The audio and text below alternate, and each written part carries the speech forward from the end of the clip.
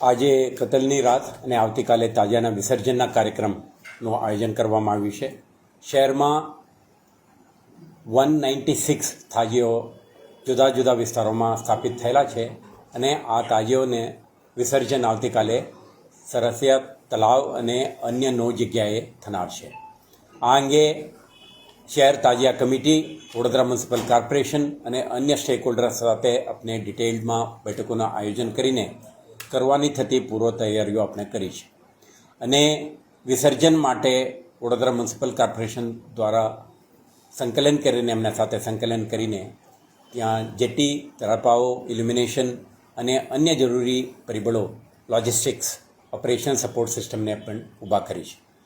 આજે અને આવતીકાલે યોજનારા કાર્યક્રમ માટે વડોદરા શહેર પોલીસ તરફથી આપના તમામ અધિકારીઓનો ડીસીપી, 13 એસીપી, 2000 જેટલા કોન્સ્ટેબલરી, 200 જેટલા સબ ઇન્સ્પેક્ટર, ઇન્સ્પેક્ટર કક્ષાના અધિકારીઓ આમાં ભાગ લેનાર છે અને સાથે સાથે બહારથી પણ એક ડીસીપી, 7 એસીપી અને 15 પીઆઈ, પીએસઆઈ કક્ષાના અધિકારીઓ આવેલા છે અને સાથે સાથે 4 કંપની એસઆરપીએફને પણ તૈનાત કરી છે.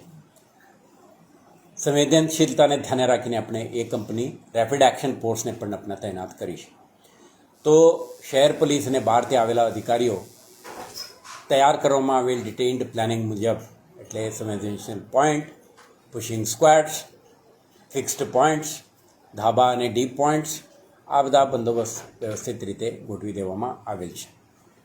તે ઉપરાંત આપણે કન્ટિન્જન્સી પ્લાનના ભાગરૂપે આપણે વરુણ, વજ્ર, એન્ટી રાઇટ ટીમ આ પણ તૈનાત રહેશે અને સરસિયા તળાવ ખાતે ફાયર સર્વિસીસના સાથે સાથે એસડીઆરએફના એક પ્લેટૂન પણ તૈનાત રહેશે, જેથી કરીને કોઈ એપિસોડ્સ ઓફ ડ્રાઉનિંગ કે એક્સિડન્ટ કે ફેટાલિટીના કિસ્સા ન બને તે માટે નિષ્ણાત તરવૈયા સાથે ત્યાં તૈનાત કરવામાં આવી રહ્યું છે.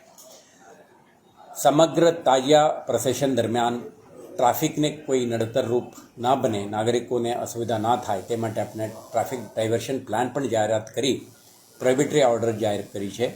તો માર્ગ ઉપર આવતા જે નિર્બંધિત વિસ્તારોમાંથી લોકો પ્રસારિત ના થાય, વાહનો લાવવાની પ્રયાસ ના કરે તેવા નગરજનોને પણ આપણે વિનંતી કરીએ છીએ.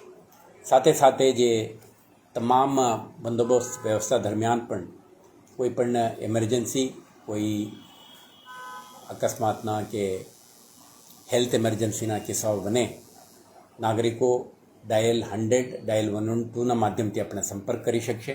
તો આપણે એમ્બ્યુલન્સ કે અન્ય એમરજન્સી સર્વિસીસના રિસ્પોન્સ માટે પોલીસ મદદરૂપ થઈને આવા એમરજન્સીને પહોંચી વળવા માટે પણ શહેર પોલીસ પ્રયાસ કરશે. તો આવતીકાલે યોજનાર આ કાર્યક્રમમાં આયોજકો દ્વારા આપણે 4 દરવાજાઓ છે ઓલ્ડ સિટી જ્યુરિસ્ડિક્શનમાં, તો ડીજેના ઉપયોગ નહીં કરવા માટે આપણા એમના સાથે સંવાદથી, પરસ્યુએશનથી, કમ્યુનિકેશનથી આપણે નિર્ણય લીધું છે અને કેટલાક આયોજકો સ્વયંભૂ જાહેરાત પણ કરી છે. આ વિસ્તારમાં આપણા પ્રયાસ રહેશે કે જે હેરિટેજ સ્ટ્રક્ચરને કોઈ વાંધો આવે એવા કિસ્સાઓ ન બને, શાંતિથી આ વિસ્તારમાં તાજિયા પ્રોસેશન પ્રસારિત થાય તે માટે સ્થાનિક પોલીસ અન્ય આયોજકો અને સ્ટેક હોલ્ડરો સાથે સંકલન કરીને આયોજન કરી છે. મને વિશ્વાસ છે કે આવતીકાલે યોજનાર આ કાર્યક્રમ જો સ્ટેક હોલ્ડરના પાર્ટિસિપેશન, આયોજકોના સાથ સહકાર અને સંકલન અને શહેરજનોના સહકારથી, પ્રોત્સાહથી આ આખો કાર્યક્રમ એક શાંતિપૂર્ણ માહોલમાં સંપન્ન થશે.